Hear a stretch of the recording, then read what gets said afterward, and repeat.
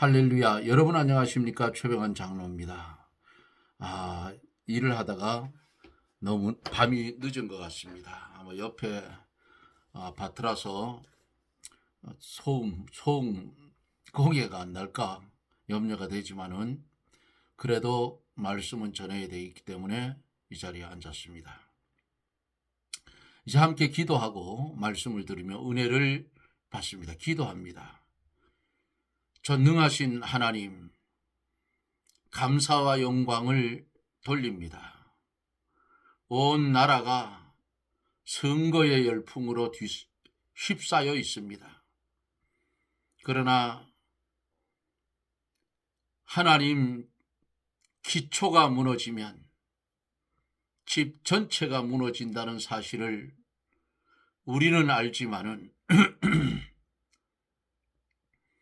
젊은이들이 그것을 알지 못해서 우왕좌왕하는 모습을 볼 수가 있습니다. 이제 하나님께서 복음으로 세워진 이 나라, 이번에 투표를 통해서 저들이 생각하는 상상외로 뒤집어지는 역사가 일어나게 하여 주시옵소서. 나라가 망하면 교회도 없고, 나라가 망하면 신앙생활도 자유가 없어집니다. 현실의 한국의 모습이 그렇게 되어져 가고 있는데 하나님이 이 선거를 통해서 바로 잡아 주시옵소서. 기도하옵기는 이 시간에도 주의 말씀이 전하여질 때에 우리의 심령이 빈 그릇 되어져서 하나님의 진리를 온전히 담아 영의 양식을 삼고 이 어두운 세상에 빛이 되게 하여 주시고 썩어져가는 세상에 소금되어 사명을 감당해 가는 능력의 말씀이 임하여지게 하여 주셔서 시들은 우리 영혼 소생함을 얻게 하셔서 각자에게 맡겨진 사명 잘 감당하며 하나님 나라의 확장을 할 수 있도록 말씀 가운데 역사하여 주옵소서. 예수님 이름으로 기도드리옵나이다. 아멘.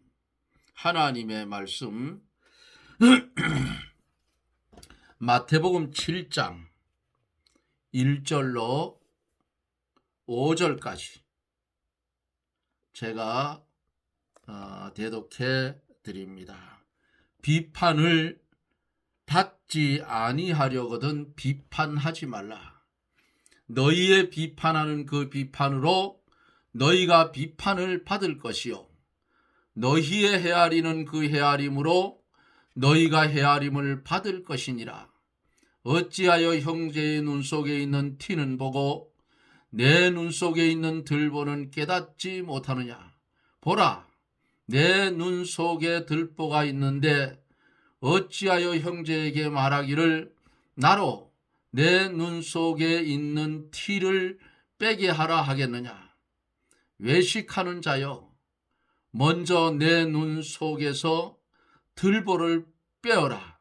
그 후에야 밝히 보고 형제의 눈 속에서 티를 빼리라. 아멘. 인간이 이 세상에 살아갈 때에 사람답게 살으려고 하면 어떻게 살아야 돼요? 정로를 걸어가야 돼요. 바른 길을 걸어가라 그 말입니다. 그런데 꼭 인간들은 하는 행위가 바로 가라고 하면 어때요? 개구리 귀신이 들어가가지고 꼭 거꾸로 간다 그 말이에요. 예?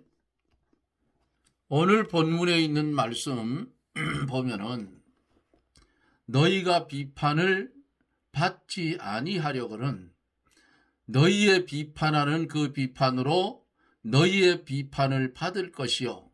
이렇게 말씀을 했어요. 비판하지 말라고. 비판을 받지 아니하려거든 비판하지 말라. 하나님의 비판을 받지 아니하려거든 사람을 비판하지 말라는 뜻이에요. 우리가 다른 사람을 비판하면 우리는 하나님의 비판을 받게 된다 그 말입니다. 우리가 하나님께 은혜를 받으려면 사람에게 대한 것을 바로 해야 돼요. 성도가 사람 앞에서 아무렇게 하여도 하나님 앞에서만 바로 하면 된다는 생각은 요거는 잘못된 거예요. 사람을 비판하는 사람은 하나님의 비판을 받아요. 비판한다 하는 것은 다른 사람을 판단하고 정죄하고 비방하는 거예요. 성도가 다른 사람을 사랑하고 결점을 덮어주고 용서하는 마음이 있어야 자기도 하나님의 긍휼과 용서와 사랑을 받게 된다고 성경은 가르쳐주고 있어요. 그리스도 예수 안에서 말씀이 제시한 그 정로의 길로 진리의 바른 길로 가라 그 말입니다. 야고보서 2장 13절에는 긍휼을 행하지 아니하는 자에게는 긍휼 없는 심판이 있으리라. 긍휼은 심판을 이기고 자랑하느니라고 말씀을 했어요. 우리가 하나님의 심판을 받게 되면 하나님 앞에 의롭다고 인정받을 사람은 하나도 없어요. 의인은 없나니 하나도 없다고 했어요. 우리가 하나님의 긍휼과 용서를 받으려면 긍휼히 여기고 관용하는 마음이 있어야 합니다.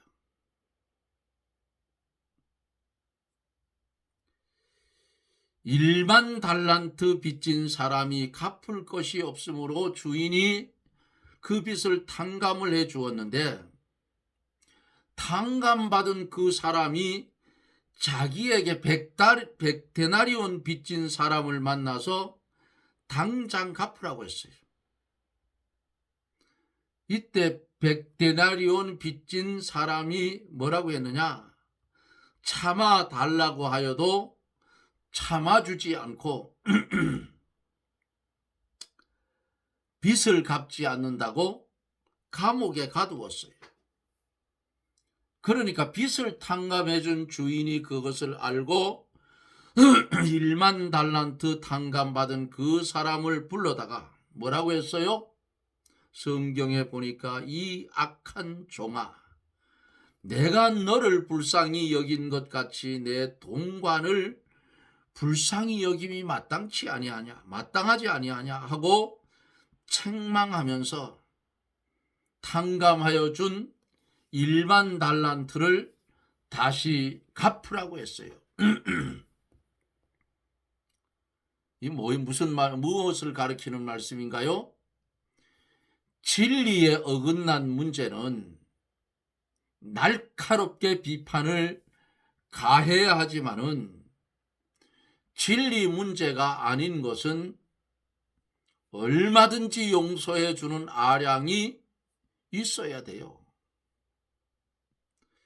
에베소 교회가 자칭 사도라 하되 아닌 자들을 시험하여 그 거짓된 것을 드러내고 니골라당의 행위를 미워하는 것을 잘하였도다 라고 했어요. 우리가 죄는 미워하되 사람은 사랑하고 용납하여 긍휼히 불쌍히 여기라 그 말이에요. 형제가 내게 잘못할 때에 주님께 제자들이 7번 용서하여 주리까 하니까 예수님이 뭐라고 했어요? 7번뿐 아니라 70번씩 7번이라도 용서해 주라 그랬어요. 이 용서해 주는 것도 그리스도 밖이 아니고 그리스도 안에서 하라는 거예요. 너희는 헤아리는 그 헤아림으로 너희가 헤아림을 받을 것이니 그랬어요. 헤아린다. 이게 무슨 말일까요? 헤아린다는 것은 달아본다는 뜻이에요. 다른 사람의 인격과 심사를 달아보고 헤아려 보는 것을 가르친 말씀이에요.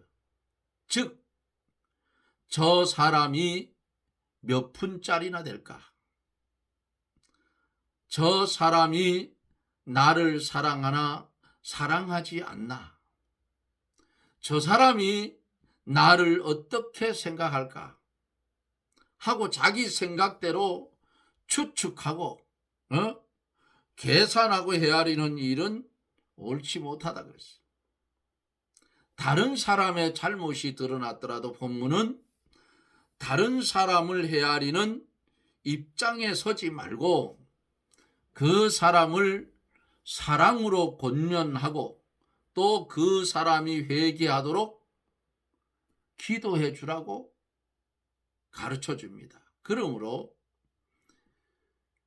그 사람이 회개하고 바로 서면 과거는 다 잊어버리고 실수하지 않았던 것과 똑같이 생각하며 사랑해 주라 그 말이에요. 가령 나에게 잘못된 사람이 있다고 가정했을 때에 그 사람은 이미 잘못을 깨닫고 회개하여 바로 섰는데 나는 그 사람이 잘못한 것을 기억하고 용납하여 주지 아니한다면 나는 그 사람을 헤아리는 것이 되어 하나님 앞에서 자신이 어떻게 해요? 헤아림을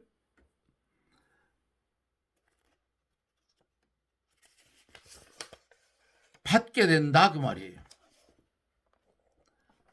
또 내가 남에게 잘못하였다고 이렇게 했을 때에 회개한 후에도 내가 과거에 실수하였기 때문에 저 사람이 나를 좋지 않게 생각할 것이다라고 추측하는 것도 다른 사람을 헤아리는 것이 된다고 볼 수 있어요.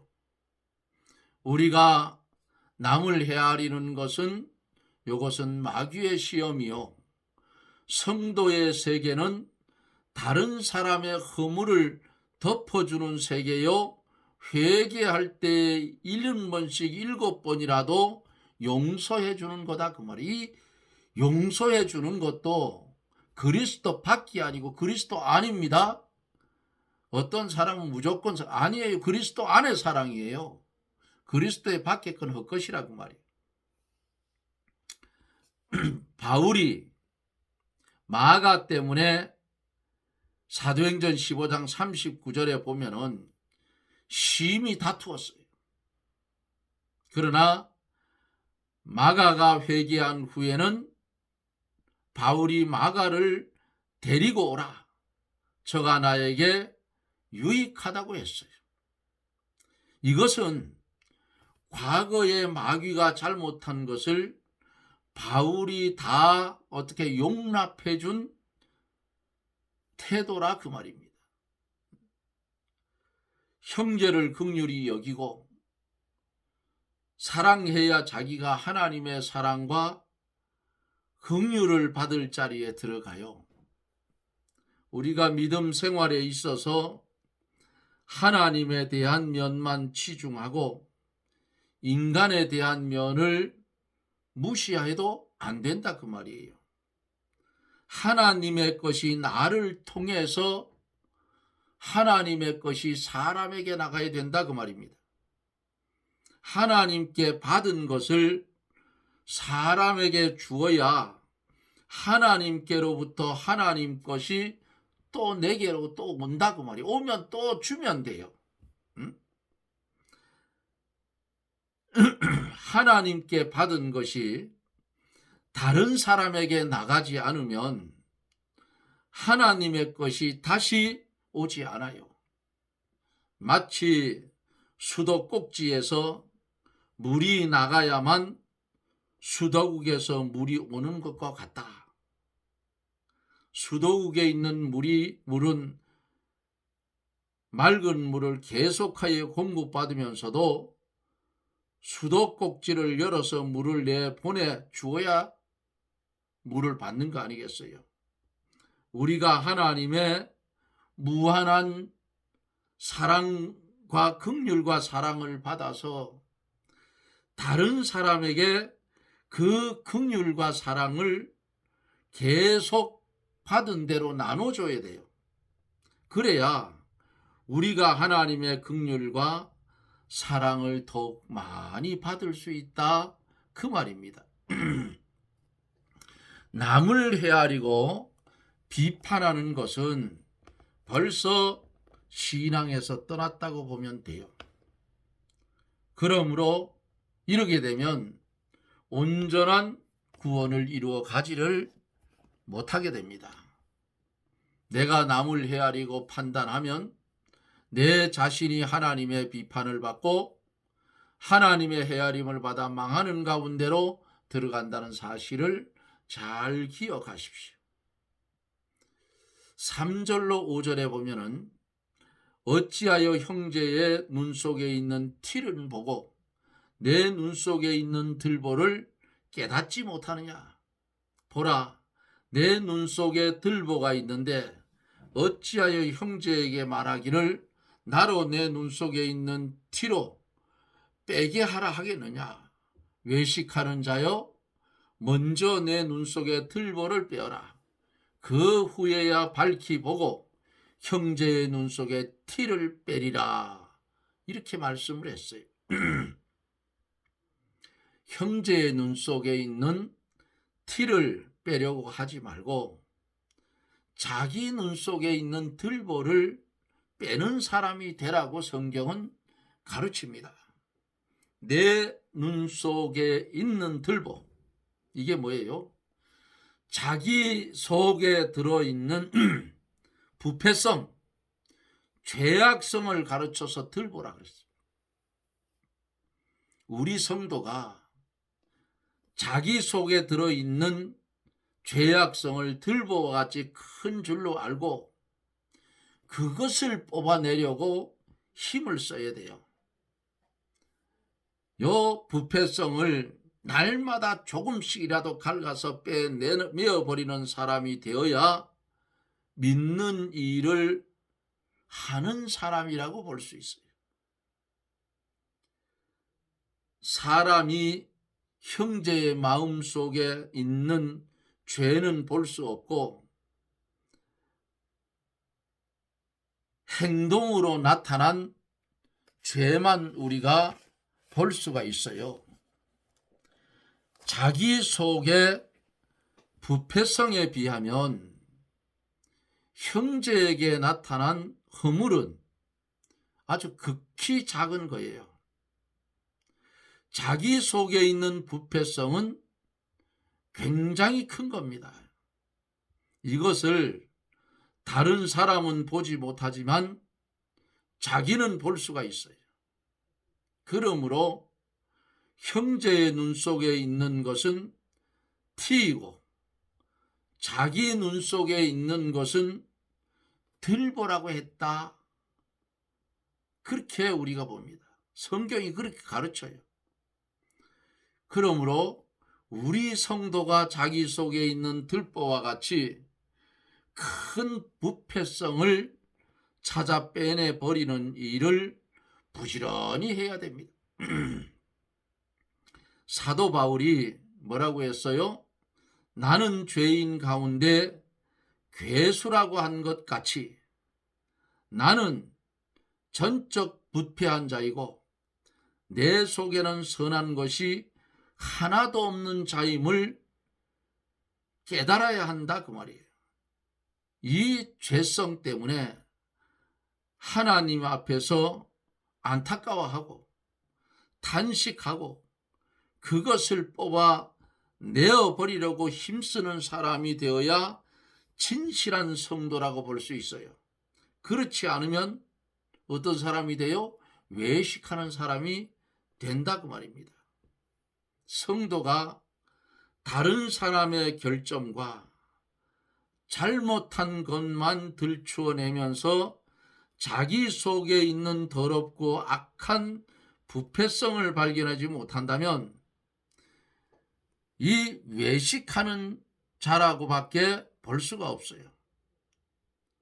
자기의 부패성을 제거하려고 힘쓰면서 겸손하고 진실한 자가 되어야 하나님의 은혜를 받을 수가 있어요. 외식하는 자여, 먼저 내 눈 속에 들보를 빼어라.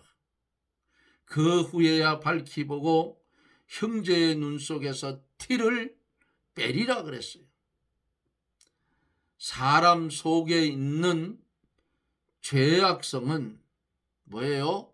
악한 생각, 음란, 도적질, 살인, 간음, 탐욕, 악독, 속이는 것, 음탕, 흘기는 눈, 회방, 교만, 광폐와 같은 것이라고 마가복음 7장 21절에서 23절을 참조해 보면 있어요. 자기 속에 있는 이 죄악성 때문에 탄식하고 통회하고 애통하며 하나님께 부르짖어야 하나님의 은혜를 받을 수가 있는 것입니다. 다른 사람의 눈 속에 있는 티만 보고 비난할 것이 아니고 자기 속에 있는 들보와 같은 죄악성을 날마다 발견하여 하나씩 하나씩 빼어버려 진실한 성도가 되어야 조금씩 자기 구원이 이루어져 나가는 것입니다. 이 일은 하지 않고 다른 사람만 비판하고 헤아리며 다른 사람이 나를 어떻게 볼까? 저 사람은 무엇이 틀렸다고 하는 것은 신앙에서 떠나 외식하는 자리에 빠진 것이라 그렇게 보면 됩니다. 들보를 날마다 빼버리는 생활을 해야 참 성도가 되고 그리스도의 형상을 이루어 나가게 되며 다른 사람도 바로 세울 수 있는 자가 되어야 되는 거예요. 자기가 만들어져야만 다른 사람도 만들어 나갈 수가 있어요. 자기 속에 있는 들보를 먼저 빼내 버려야 다른 사람의 눈에 있는 티도 빼낼 수가 있다고 성경은 우리를 향해서 말씀하고 있습니다. 사랑하는 성도 여러분, 의인은 없나니 하나도 없다고 했어요. 다 티도 있고 들보도 있다 그 말이에요. 그런데 하나님이 우리를 특수한 은총으로 사랑해 줬어요. 왜? 하나님의 자녀로 택하여 준 택함 받은 우리들. 그러면 누구의 말대로 들으며 살아야 되느냐? 하나님의 말씀을 중심에서 그 말씀대로 사는 것이 우리 성도의 바른 삶이다. 하지 말 것과 가지 말 것과 먹지 말 것, 뭐 여러 가지 많아요. 이 일을 행할 때에 예수 그리스도 안에서 하나씩 하나씩 이루어 가야 된다 그 말입니다. 지극히 작은 것에 충성된 자는 큰 것에도 충성되고 그랬어요. 들보를 능력도 없는 게 하루아침에 뽑아집니까? 안 뽑아져요. 오히려 마귀에게 속아서 외식하는 자로 빠질 수도 있다 그 말입니다. 주의 말씀대로 순종하고 살지 못한 것을 탄식하고 애통하고 통회하고 하나님께 부르짖어서 완전한 곳으로 점점 더 향하여 걸어가는 그런 축복된 삶이 저나 여러분들에게 있어지기를 예수님 이름으로 축복합니다. 아멘. 전능하신 하나님, 감사와 영광을 돌립니다. 부족하고 어리석어서 아버지의 뜻대로 아버지의 소원대로 살지 못함을 용서하여 주옵시고, 외식하는 자 되어 자기의 눈에 들보는 보지 못하면서 남의 눈에 티를 보는 어리석은 자가 되지 않게 해 주시옵소서. 예수님 이름으로 간구하옵나이다. 아멘. 여러분 고맙습니다. 날씨가 점점 어떻게 돼가요? 아주 따뜻해져 갑니다. 겨울을 생각하면 하나님이 아주 하늘에 보일러를 빵빵하게 돌려가지고 아주 따뜻해서 찜질방 속에 있는 것처럼 그래져요. 우리는 너무 뜨거워도 죽겠다, 너무 추워도 추워서 죽겠다, 그 말은 없어야 돼요. 추운 것도 하나님의 은혜요, 뜨거운 것도 하나님의 은혜더라. 예? 이렇게 뜨거운데 또 땀을 흘려야 몸속에 잠재해 있던 이 속에 뭐가 있어야 나오면 그 속에 있는 각종 오물들이 땀으로 다 배출되잖아요. 예? 그래서 몸이 거뜬해지고 그런 거예요. 그래서 우리나라는 참 좋아요. 봄, 여름, 가을, 겨울 뚜렷하게 나타나서 우리가 하나님이 지어놓은 그 피조물계를 바라보며 야, 참 아름답다 그러잖아요. 예? 이제 점점 뜨거워져 가는 날씨, 여러분들 건강들 잘 지키시고 또 믿음 잘 지키고 이번에 선거도 잘 해서 나라가 기초부터 바로 설 수 있도록 그렇게 하나님이 주시는 지혜를 가지고 선거도 잘 하시기를 바랍니다. 여러분 고맙습니다. 저는 또 내일 영상 속에서 여러분과 만납니다. 평안하십시오. 샬롬.